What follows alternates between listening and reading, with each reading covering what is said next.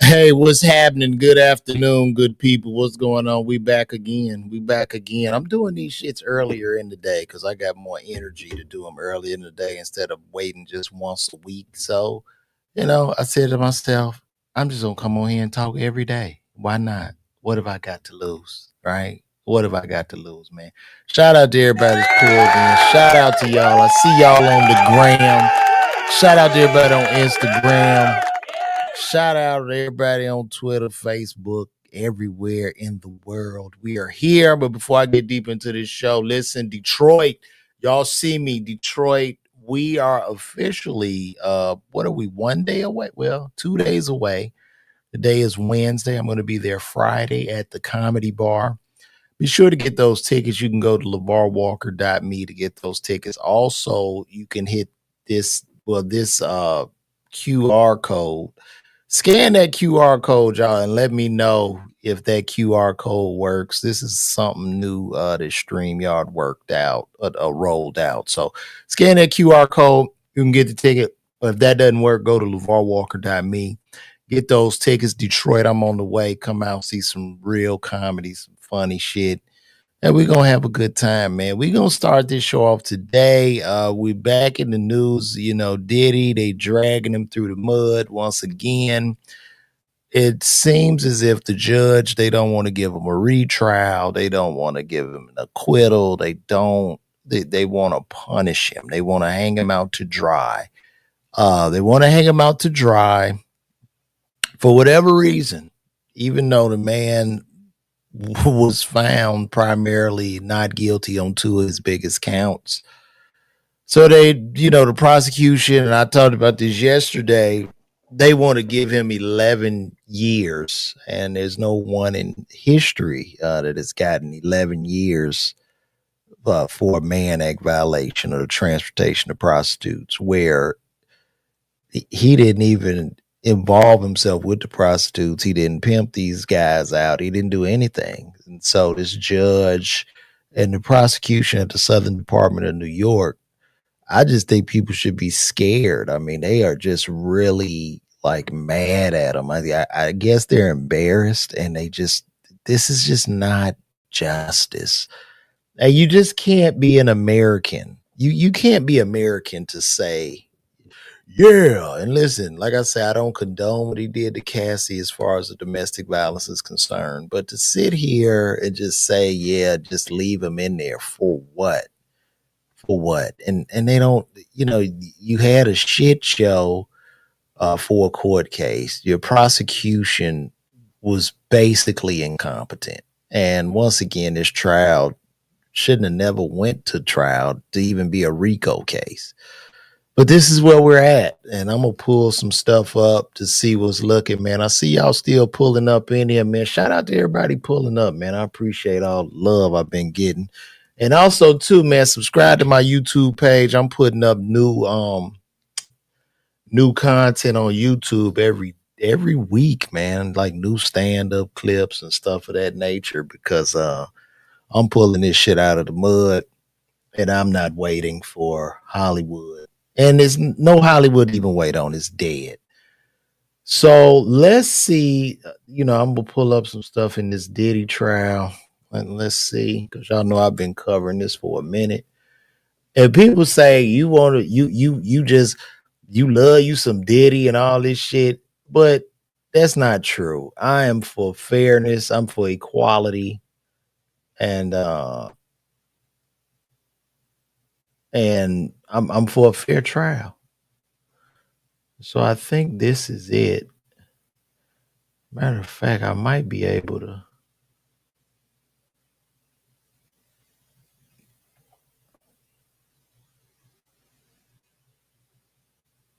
I might be able to pull it up. What's Buddy name that was? No,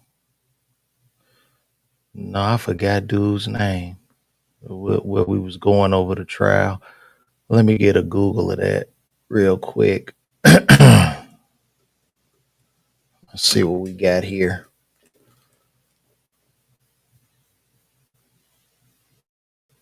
Okay, this is Billboard. Let's take a look. Let's see what we got, guys. Slow day today. I still got a lot more to talk about, but let's see what we got here. Okay.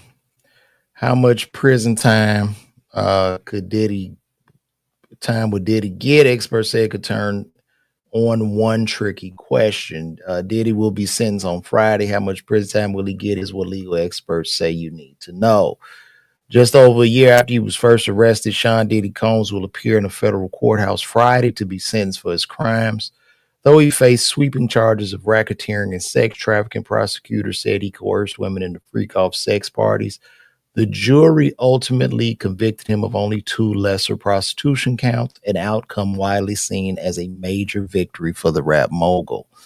The split verdict means Diddy is no longer facing a life sentence, but how much time will he actually get? And how will the judge decide that question? Billboard turned to the experts to find out. According to Tama Cudman, a veteran defense attorney at the law firm Cudman, Trachin Allo Posner, LLP, much would depend on whether the judge sticks to that limited verdict. Will he focus narrowly on Diddy's actual convictions, or will he be swayed by broader signs that Combs is violent, like the infamous hotel assault video?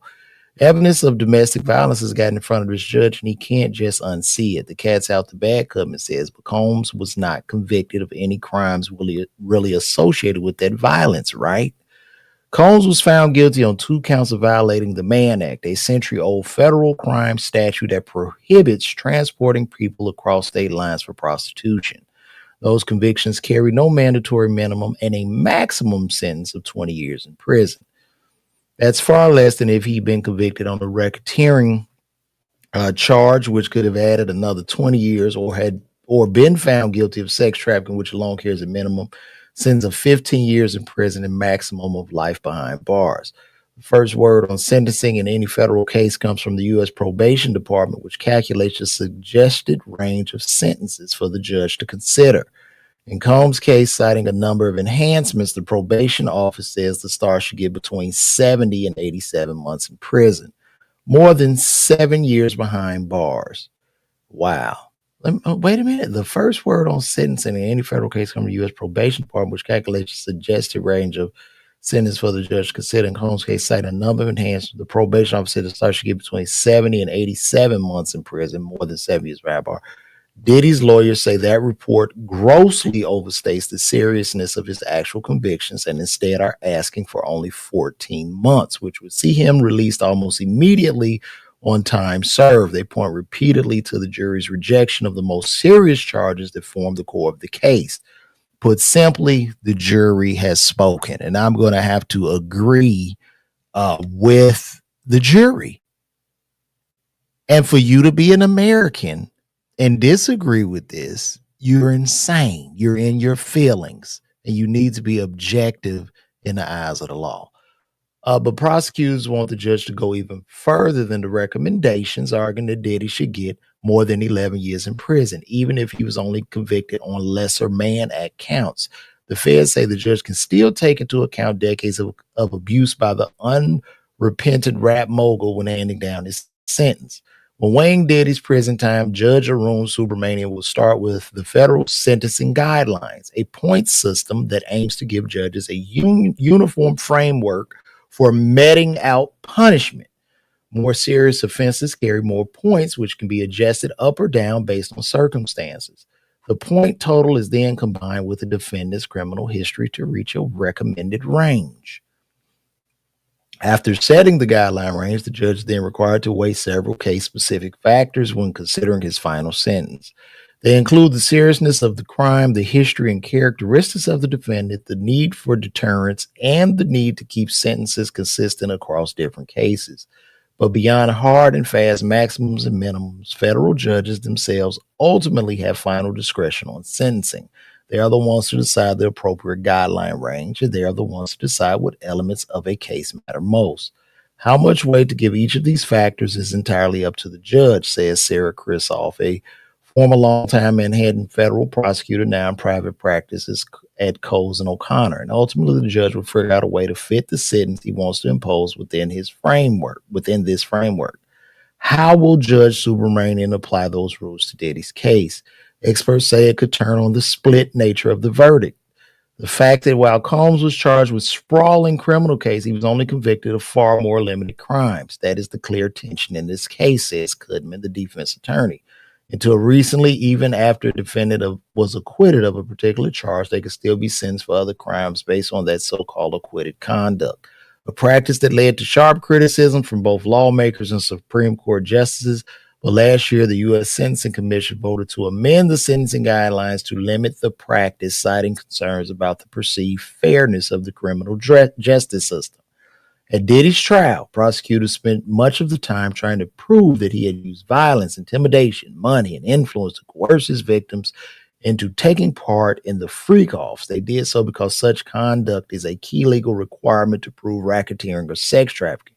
But jurors rejected. Jurors then rejected those counts. Let's go back over that again. In the court of law, your fate is typically decided by the jury, not the damn prosecution. It's up to that jury. So let's listen to that again. Had Diddy's trial, prosecutors spent much of the time trying to prove that he had used violence, intimidation, money, and influence to coerce his victims into taking part in the freak-offs. They did so because such conduct is a key legal requirement to prove racketeering or sex trafficking, but jurors then rejected those counts and instead only convicted Combs on the few counts that didn't require such proof. As a result, Diddy's lawyers have argued in their post-trial motions that the vast majority of the evidence the government presented at trial was the kind of acquitted conduct that cannot be weighed at sentencing. They explicitly say that includes a video of him assaulting his then girlfriend Cassie Ventura at a Los Angeles hotel, as well as other indictments of violence. What is the point of a jury trial if the defendant can be acquitted but then sentenced as if he had been convicted? His attorney asked the judge in one court filing. Doing so nullifies the entire purpose of a jury. That's real. Unsurprisingly, prosecutors disagree. They say Diddy's lawyers are seeking an unprecedented restriction on sentencing and that the violence seen at the trial is still fair game. The defendant will not be punished for any crimes of which he was acquitted, of course, but punishment for his crimes of conviction must take into account the manner in which he committed them. How Judge Subramanian resolves that argument could make or break Diddy's sentence, but experts say it will be a challenge. It remains unclear how exactly judges must filter out acquitted conduct from their sentencing decision under the new rules, and other sentencing factors like the history of the defendants seem to directly ask courts to look at past violence, something this judge saw in vivid detail at trial.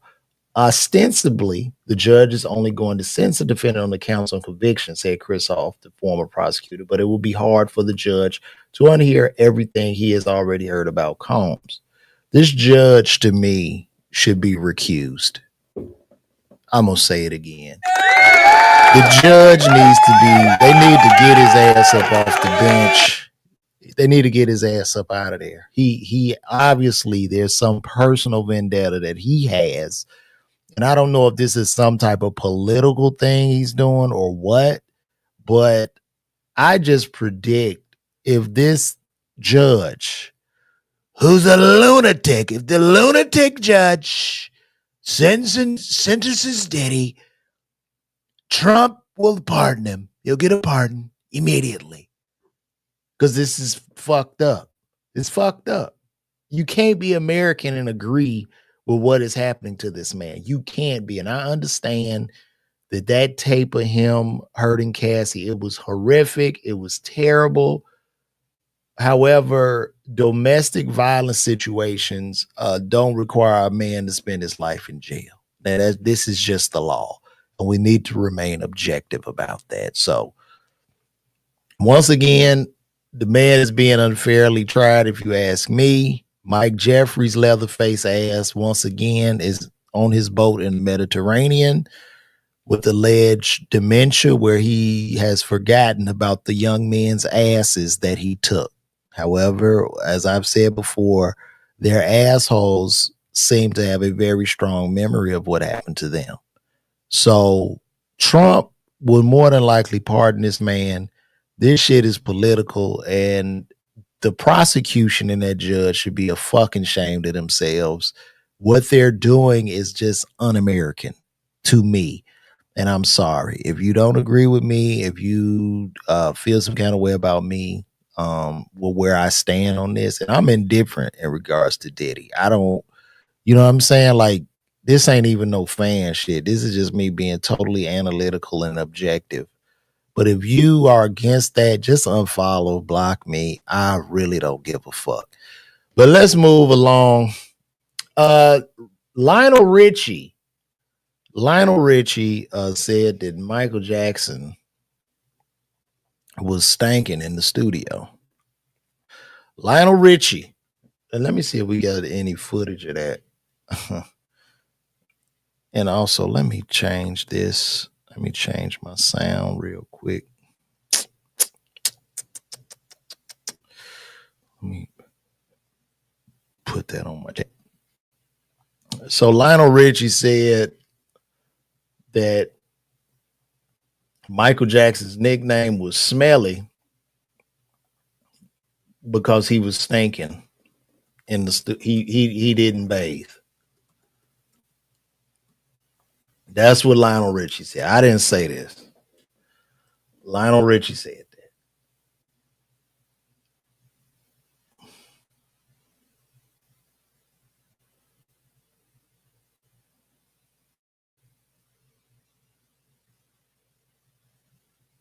And this is what he says in his memoir.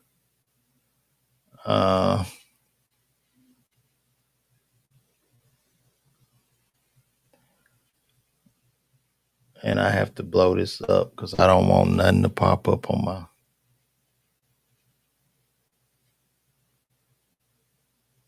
So Lionel Richie writes in his new memoir, Truly, how Michael Jackson would often have a bad odor and Quincy Jones called him Smelly. He says Michael got into the habit of wearing the same pants until they were unwearable.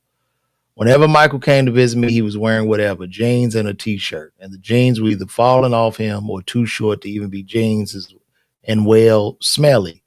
Richie says Michael would often be oblivious to the fact that he didn't change his clothes in days due to how much he worked. He also blames the constant touring, Jackson's inability to just shop due to his fame, and dry cleaners stealing his clothes for souvenirs. A lot of people took offense to that. They call Lionel Richie a hater for saying that Michael was stinking. But if Lionel, if Michael was funky around Lionel and he saw him as funky, you might not be funky to everybody. You know what I mean? You might not stink to everybody, but you can't interpret your smell to a person. So you've met a person that was musty. Okay, that person stank. And when people stank, they stank forever. So a lot of people took offense. I don't think Lionel's just telling the truth. If he was funky, it's what it was. And I could kind of see that because Mike worked very, very hard. He danced his ass off. He couldn't go nowhere. Like they said, people would steal his clothes. What would Lionel Richie have to lie about this shit? Lionel Richie is rich as fuck, right? He's just telling the truth. That's it. And people are getting up and he too old for this shit and all that. Listen, the man just saying Mike might have been musty. I'm not saying he was stinking every day, but there were probably times, you know what I'm saying? They was in Thriller. They in the damn studio all day. Quincy called him smelly. So what are we talking about here? I don't know why people got so upset and in their feelings when he said that. And I love Michael. I love Michael, but people, people could have they days, you know what I'm saying? People could be stinking. And that's okay. That is okay.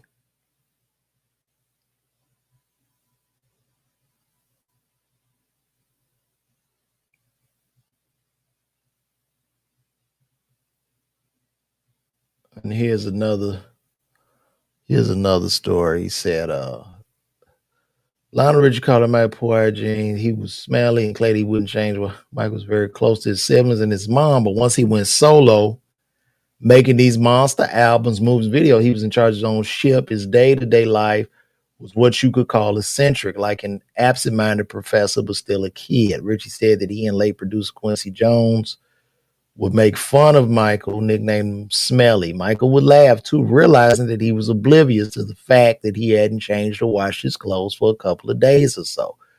And I see that. This man was a genius.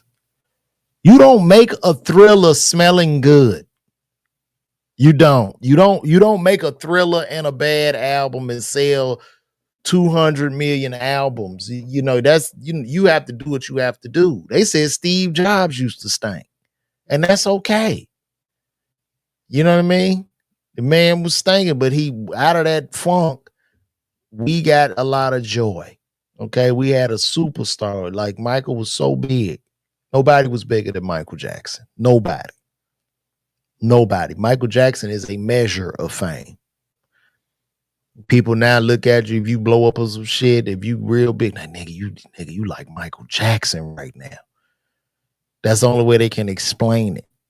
Nobody can compare, but I could see that. You know what I mean? You don't make the art that he made by like bathing consistently. You have to be focused. You have to have a very limited noise to action ratio. And the noise could be showering and bathing at times. I like to take a lot of showers because I can't stand the smell myself. Even if, you know what I mean? Like if I feel funky, I got to go wash. I gotta wash. I'm sorry. That's just me. They would gift Mike new jeans. And if anybody has any of that, I would love to know what it smells like. If anybody met Michael Jackson, call us and let me know. Somebody said that his favorite cologne was Black Orchid by Tom Ford. I have a bottle of that. And they say he smelled warm. But anyway, before we get even deeper, Detroit, I'm on the way. Get those tickets. Tickets are going. Oh, we about a day out, 2 days out, and I'm coming. I'm bringing these jokes, man. So get those tickets. Pull up on your boy. We're gonna have a good time, or as Michael Jackson, James Brown say, a funky good time. I wonder if James Brown was stinking too. James used to be getting down. You all that sweat and shit coming off James. Woo woo. James was him. He was him. What else I want to talk about today? This was sad. So this man, a man ended up dying before his wedding. The man died 5 months before his wedding, and the wedding venue had refused to return $20,000 of his money. And that's really sad, you know. I cannot believe, and we need to boycott this wedding place. Let me see what we got with that.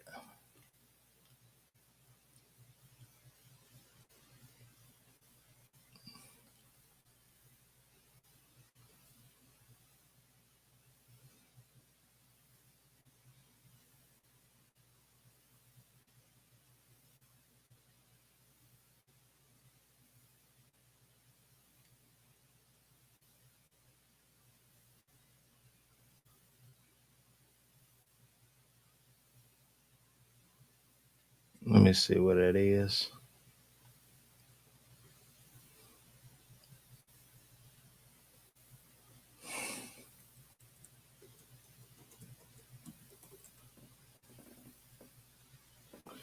Man dies before wedding.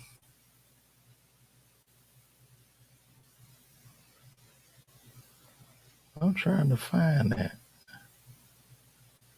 Let's see what they got to say about this, man.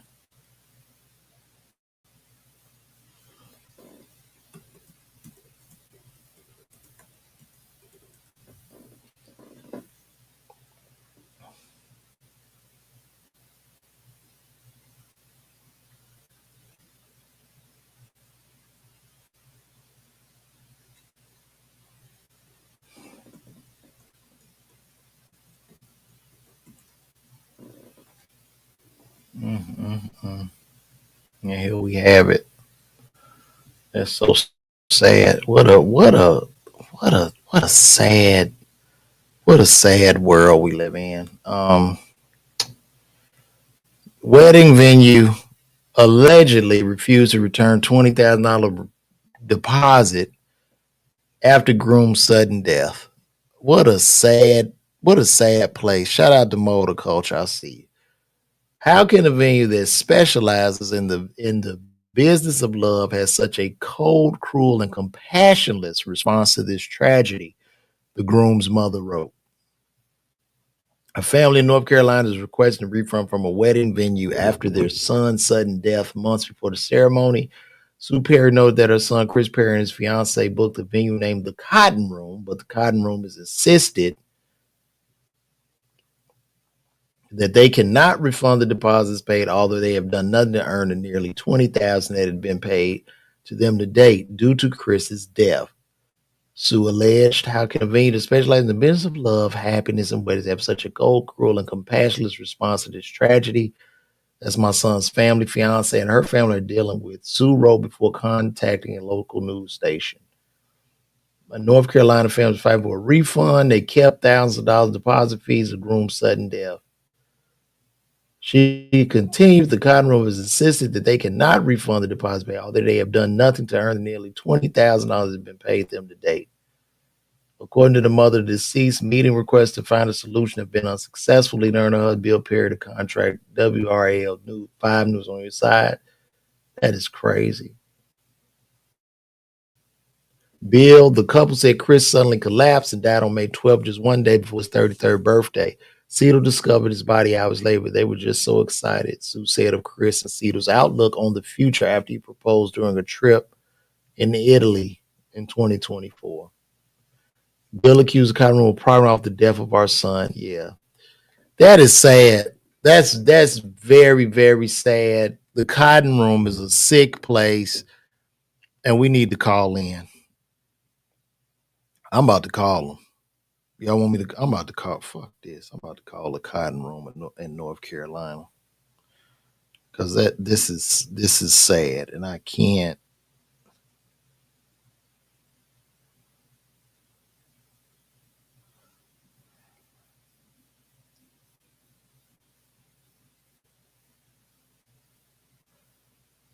Where's a phone? They got a phone number. Damn.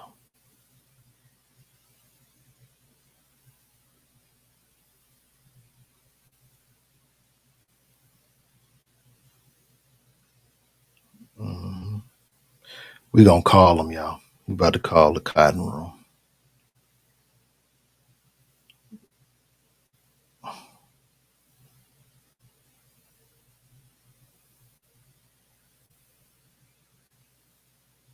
All right. Let's see what happens. Hopefully, y'all can hear this.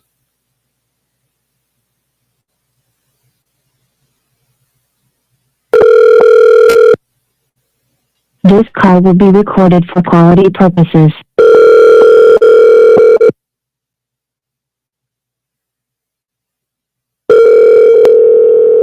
Hello?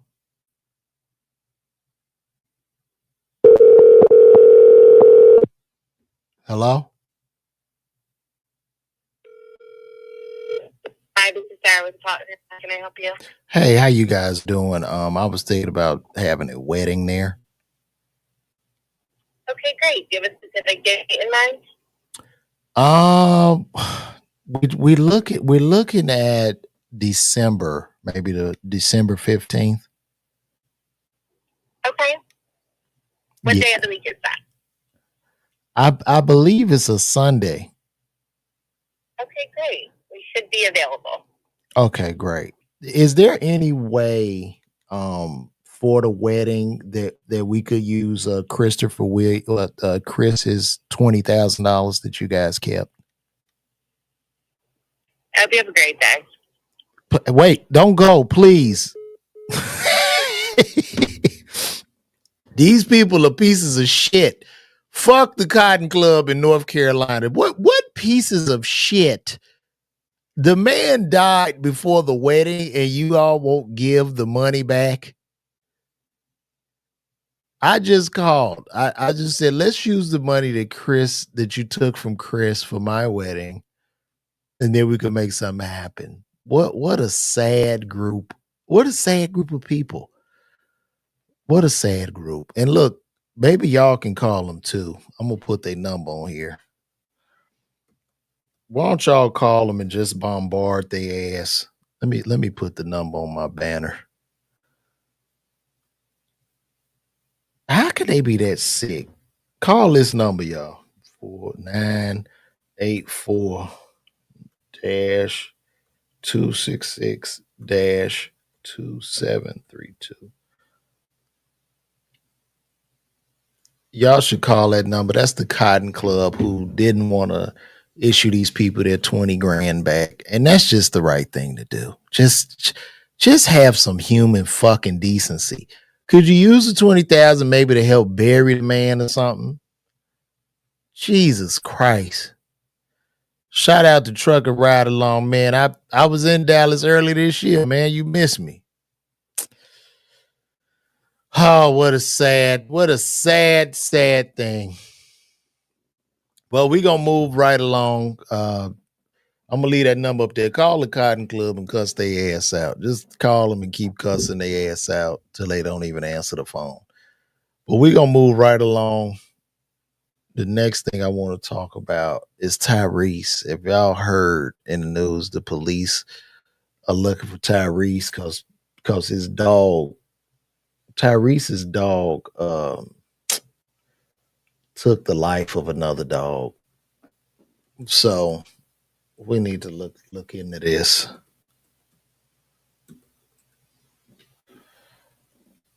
So he facing a warrant. Tyrese has a warrant on him right now. He's facing a warrant because his dog killed his neighbor's dog. I want to see if they got what are pictures out of this damn dog.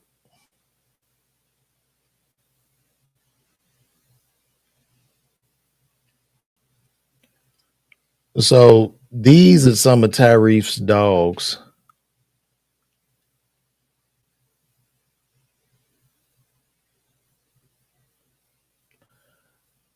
Yeah, those are some of his dogs right there.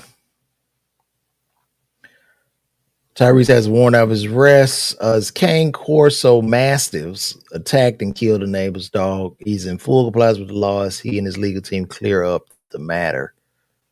That's the Cane Corso, and this is the little dog that them big ass dogs took the life of. Let me say this, okay? That's a cute little dog. Wait a minute. Is that his dog? Oh my gosh.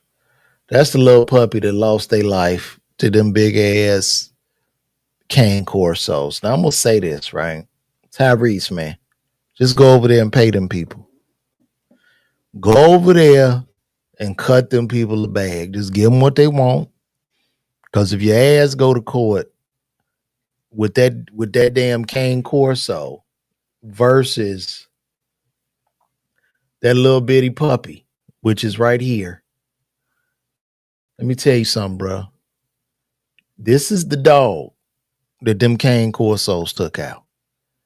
If you go to court, bro, they gonna take everything, my nigga. Go over there, pay them people, dog. You live in Buckhead. Them white folks ain't playing about them damn dogs. They not.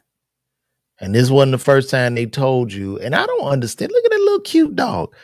This isn't the first time they told you. I heard them dogs got loose before and they had an issue. So man, listen, when they put the picture up, of that little puppy in that courtroom, and I want y'all to think and act as jurors right now. Okay. I want y'all to think and act as a juror or how you gonna react to that little innocent cocker spaniel getting eaten up by them big ass Cane Corsos. Okay. If you're an attorney, all Tyrese's attorney will be able to do is put his hand on Ty's shoulder because they're going to take everything. So just go get the people the money, bro. And get rid of, I don't understand why people need these big ass dogs. Why does everybody need a big fucking monster of a dog? I'm in the little dogs. Like that would have been my dog. I like a Shih Tzu, a Cocker Spaniel, or a Golden Doodle, like a hypoallergenic dog. You know what I'm saying? I don't want no big ass, vicious looking ass pit bull or no cane corso or my homie got the Borbles. I don't need that, bro. You know what I'm saying? And then I like the dog to be kind of clean, no big ass dog, big 200-pound dog. It's ridiculous, man. So go on, pay them people, Ty. And we're gonna wrap it up there, guys. Listen, man, y'all come check me out. Y'all come check me out. I'm gonna be in Detroit this Friday. Y'all make sure y'all get them tickets. You could either click this QR code right here or go to LeVarWalker.me. Also call that wedding place and tell them people get their money back for that deposit. But listen, I'm LeVar Walker, man. Thank y'all for tuning in. I'll be back tomorrow. I'm just gonna be on here talking. So y'all call me. Let's go. Detroit. I'm on the way. I'm out. Y'all be good.